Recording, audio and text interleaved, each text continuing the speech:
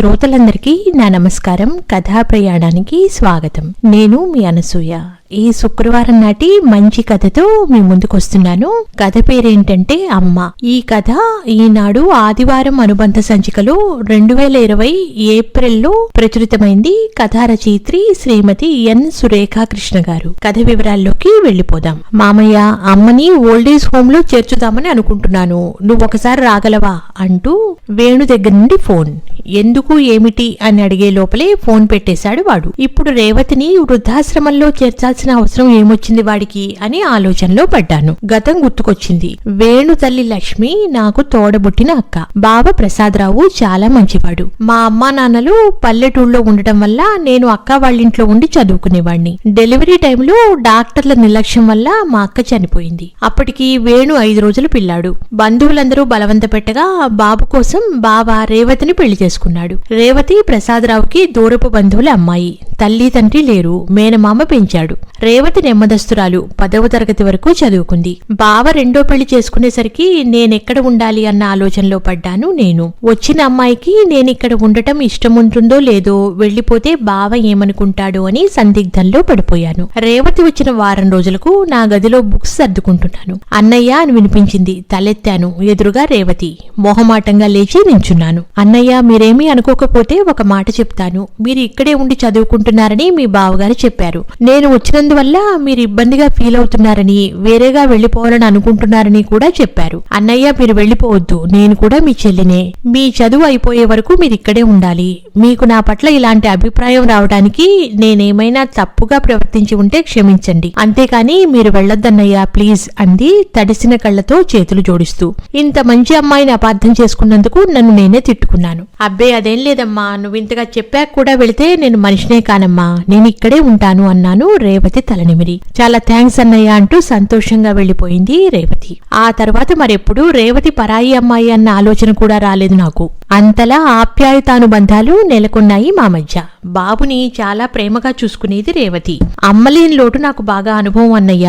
బాబుకు ఆ లోటు తెలియకూడదు. అసలు నేను సవతి తల్లినే విషయమే వాడికి తెలియకూడదు అని బావ దగ్గర నా దగ్గర మాట తీసుకుంది రేవతి. మా అక్క ఉన్నా కూడా అంత బాగా చూసుకునేది కాదేమో అనిపించేది ఒక్కోసారి. మా అమ్మా నాన్నలకు కూడా కూతురు లేని లోటు తీర్చడంలో సఫలీకృతురాలైంది రేవతి. ఇంటికి వచ్చిన బంధువులందరితో కూడా రేవతి ఆప్యాయంగా మెలిగేది. ఇరుగు పొరుగు వారి దగ్గర కానీ చుట్టాల దగ్గర కానీ రేవతికి చాలా మంచి అమ్మాయి అని పేరు వచ్చింది. 2 ఏళ్లు గడిచాయి. బాబు రేవతిని వదిలి క్షణం కూడా ఉండేవాడు కాదు. వాళ్ళ నాన్నకన్నా అమ్మ దగ్గరే మాలిమేకో వాడికి. నాకు చదువైపోయి జాబ్ కూడా అనుకోకుండా అక్కడే దొరికింది.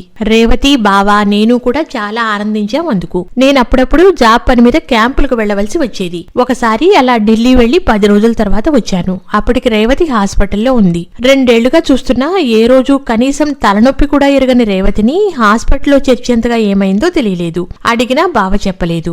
ఏదో దాస్తున్నాడు అనిపించింది. రేవతికి సాయంగా ఉండడానికి అమ్మ వచ్చింది. అమ్మ 1 నెల ఉండి వెళ్ళింది. తనను బస్సు ఎక్కించి వచ్చి ఆఫీసుకు వెళ్లిపోయాను. సాయంత్రం నేను ఆఫీసు నుండి వచ్చేసరికి రేవతి ఒక్కతే ఉంది. నేను ఫ్రెష్ అయి వచ్చేసరికి రేవతి కాఫీ ఇచ్చింది. సభ్యత కాదని అనిపించినా తనను అడగకుండా ఉండలేకపోయాను. రేవతి, నీకెప్పుడు కొద్దిపాటి నీరసం కూడా రాదు కదా? హాస్పిటల్లో చేరేంత పెద్ద అనారోగ్యం ఏమొచ్చింది? నీకిష్టమైతేనే చెప్పమ్మా. బావని అడిగినా చెప్పలేదు, అందుకని నిన్ను అడుగుతున్నాను అన్నాను. 1 నిమిషం మౌనంగా ఉండి తర్వాత, ఇందులో దాచేదేముందన్నయ్యా, నాకు పిల్లలు పుడితే బాబును ప్రేమగా చూసుకోలేనేమోనని నా భయం. అందుకని పిల్లలు పుట్టకుండా ఆపరేషన్ చేయించుకుంటానని ఈయనతో చెప్పాను. మొదట ఈయన ఒప్పుకోలేదు. బలవంతం చేసి మరీ నేనే ఒప్పించాను. నాకు పిల్లలు లేకపోయినా పర్వాలేదు, వాణ్ణి నేను ప్రేమగా పెంచుకుని ప్రయోజకుణ్ణి చేయగలిగితే చాలు అంది రేవతి. అప్పటి నుండి రేవతిపై ఉన్న అభిమానం రెట్టింపు అవడమే కాక తనపై గౌరవం కూడా కలిగింది నాకు. నా పెళ్లయ్యాక నా భార్య కూడా రేవతితో మంచి సాన్నిహిత్యం ఏర్పడింది. రేవతి గురించి పూర్తిగా తెలుసుకున్నాక వారి స్నేహం ఇంకా గట్టిపడింది. పెళ్లైన సంవత్సరానికి నాకు వైజాగ్ ట్రాన్స్ఫర్ అయింది.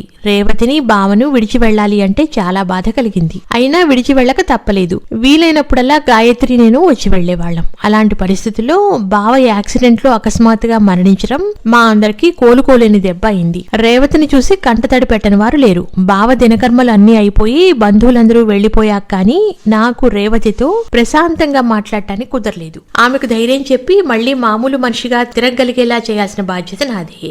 అందుకే రేవతిని పిలిచి, చూడమ్మా, నీకు జరిగిన అన్యాయం ఎవరూ తీర్చలేనిది. నువ్వు బాబు కోసమైనా ఈ బాధ నుండి బయటపడాలి అంటూ నాకు తోచినన్ని విధాలుగా రేవతిని ఓదార్చాను. 2 రోజుల తర్వాత నేను గాయత్రి వైజాగ్ వచ్చేసాం. అమ్మా నాన్నలను తనకు తోడుగా అక్కడే ఉండమన్నాను.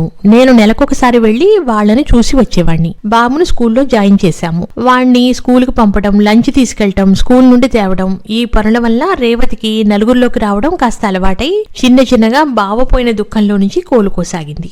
వేణు ఫస్ట్ క్లాస్ కు వచ్చేసరికి మాకు 2 పిల్లలు పుట్టారు. ఉద్యోగంలో ప్రమోషన్ రావడంతో అక్కడ కూడా బాధ్యతలు ఎక్కువయ్యాయి. అయినా వీలు చూసుకుని గాయత్రి నేను రేవతిని చూసి వచ్చేవాళ్లం. రేవతి కూడా ఊరికే ఉండకుండా టైలరింగ్ చేసేది, నేర్పేది. నీకెందుకమ్మా ఈ శ్రమ, ఆస్తి ఉంది కదా అంటే నాకు బోరు కొట్టకుండా ఉంటుంది కదా అన్నయ్య అనేది. తను అలా ఏదో ఒక వ్యాపకంలో ఉంటే తనకు మనసు ప్రశాంతంగా ఉంటుంది అనిపించి ఊరుకున్నాము. రేవతికి రాబడి బానే ఉండేది, పని కూడా ఎక్కువగానే ఉండేది. అంత బిజీలో కూడా రేవతి బాబుని క్షణం మర్చిపోయేది కాదు. వాడికి అన్నీ అమర్చిపెట్టేది. స్కూల్ కు పంపాలన్నా తేవాలన్నా తను వెళ్లాల్సిందే. నా సహకారం సలహాలు తీసుకుంటూ వేణుని ప్రేమగా పెంచి చదివించి మంచి ఉద్యోగస్తునిగా నిలబెట్టింది రేవతి. తల్లిని దేవతలా భావించేవాడు వేణు. తనతో పాటు ఆఫీసులో పనిచేసే సరితను ఇష్టపడ్డాడు. అది తెలిసిన రేవతి నన్ను పిలిపించి సరిత వాళ్ల అమ్మా నాన్నలతో మాట్లాడించి వాడికి సరితనిచ్చి పెళ్లి కూడా చేసింది. ఇప్పుడు వాళ్లకు ఒక బాబు కూడా. 3 నెలల క్రితం రేవతికి హార్ట్ ఆపరేషన్ అయింది. అప్పుడు సరిత అత్తగారిని ఎంతో బాగా చూసుకుంది. ఇక వేణుకైతే తల్లంటే ప్రాణం. అంతా బానే ఉన్నారు.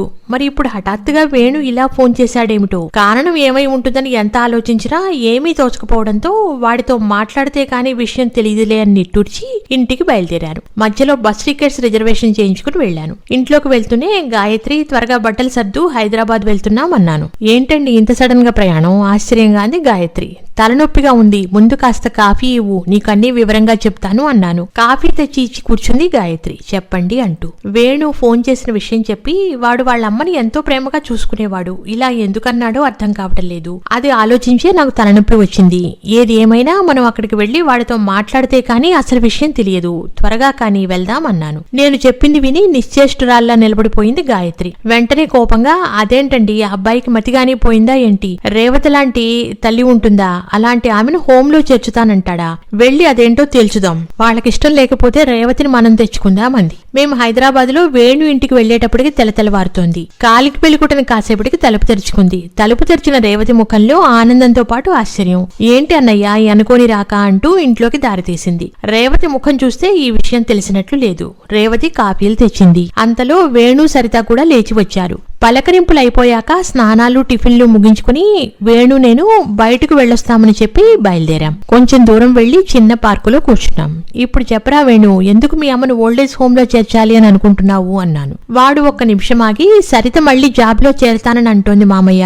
ఇల్లు కొన్నప్పుడు మొన్న అమ్మకు ఆపరేషన్ అప్పుడు కొంత అప్పయింది కదా. పైగా ఈ సిటీలో కాస్త సుఖంగా బతకాలంటే ఇద్దరి సంపాదన లేకపోతే కుదరదు కదా.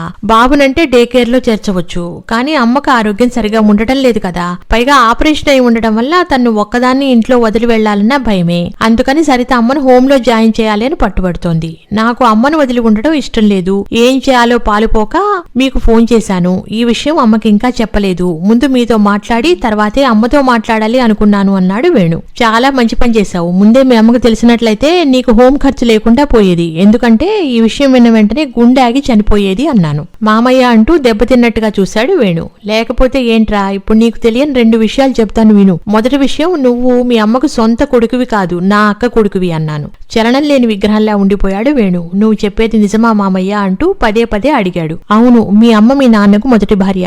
ఆమె నిన్ను కని చనిపోతే మీ నాన్న రేవతిని 2వ పెళ్లి చేసుకున్నాడు. సవతి కొడుకునే ఆలోచన కూడా లేకుండా నిన్నెంతో ప్రేమగా పెంచింది. నీకేదైనా జబ్బు చేస్తే విలవిల్లాడేది. నీకింకో విషయం చెప్పనా, తనకు పిల్లలు పుడితే నీ మీద ప్రేమ తగ్గిపోతుందేమోనని మీ నాన్నని బలవంతాన ఒప్పించి తనకు పిల్లలు పుట్టకుండా ఆపరేషన్ చేయించుకుందిరా పిచ్చి తల్లి. అందుకే రేవతంటే నాకు ప్రేమ, అభిమానం, అన్నిటికీ మించి గౌరవం. తల్లి తండ్రి లేని నిన్ను ఇంత ప్రేమగా పెంచి చదివించి ఇంతటి వాడిని చేసినందుకు ఇలా కృతజ్ఞత చూపుతావు అనుకోలేదు. ఆ తల్లి రుణం ఏమిస్తే తీరుతుంది? రుణం తీర్చుకోలేకపోతే పోయావు. కనీసం మిమ్మల్ని చూసుకుంటూ సంతోషంగా బతుకుతున్న ఆమెకు ఆ సంతోషం కూడా లేకుండా బయటకు పంపేయాలని చూస్తావా? మీ అమ్మకు తన పెంపకంపై చాలా నమ్మకం. తన నమ్మకాన్ని ఇలా వమ్ము చేస్తావనుకోలేదు. నేను చెప్పాల్సింది చెప్పాను. అయినా నీ అభిప్రాయం మారకపోతే మీ అమ్మను నేను తీసుకెళ్తాను. వెళ్తాను, అంతేకాని హోంలో చేర్చడానికి ఎట్టి పరిస్థితుల్లోనూ ఒప్పుకోను, ఆలోచించుకో అంటూ కోపంగా కదలబోయాను. వేణు చేతులు నన్ను ఆపేశాయి. విసురుగా వేణువైపు చూసిన నేను వాడి కళ్ల వెంట కారుతున్న నీటిని చూసేసరికి కొంచెం మెద్దపట్టాను. నన్ను క్షమించు మామయ్య.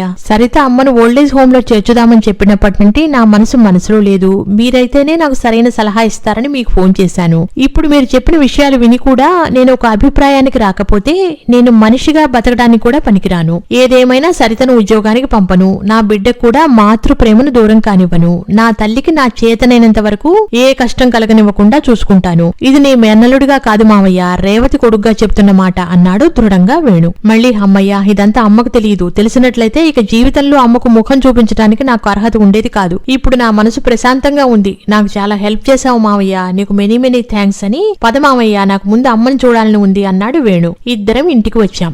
గాయత్రి ముఖంలో కూడా ఏదో సాధించిన సంతోషం కనపడింది. నాలాగే తను కూడా తన ప్రయత్నంలో సఫలమైందని అర్థమైంది. వేణు అమ్మా అమ్మా అని పిలుస్తూ రేవతి గదిలోకి వెళ్లి చేయి పట్టుకుని హాల్లోకి తెచ్చి సోఫాలో కూర్చోబెట్టి తన ఒడిలో తల పెట్టుకుని పడుకున్నాడు. ఏంటి నాన్న, ఒంట్లో బాగాలేదా అంది రేవతి నుదుటిపై చేయి పెట్టి ఆదుర్తా. లేదమ్మా, ఊరికే పడుకోవాలనిపించింది అన్నాడు వేణు. కొడుకు తలనిమురుతూ చూడన్నయ్యా, ఆవిడికింకా పసి మనస్తత్వం పోలేదు, మురిసిపోతూ అంది రేవతి. తన ముఖంలో సంతోషం చూస్తుంటే ఒక మంచి హృదయం ముక్కలు కాకుండా కాపాడగలిగానన్న తృప్తితో నా మనసంతా నిండిపోయింది. విన్నారుగా ఈ అమ్మ అనే హృదయాలను స్పృశించే సున్నితమైన కథను. ఇటువంటిదే మరో మంచి కథతో వచ్చే శుక్రవారం మిమ్మల్ని కలుస్తాను. అంతవరకు సెలవు, నమస్కారం, ఉంటాను.